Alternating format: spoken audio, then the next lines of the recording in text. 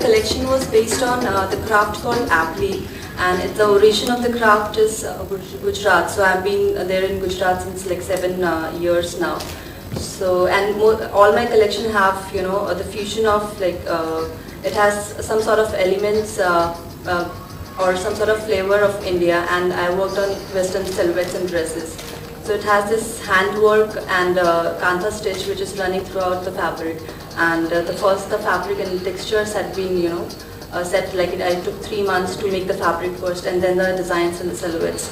So it's basically taken a craft from India and then work on it in a contemporary way. Ladies and gentlemen, Deepti Toor.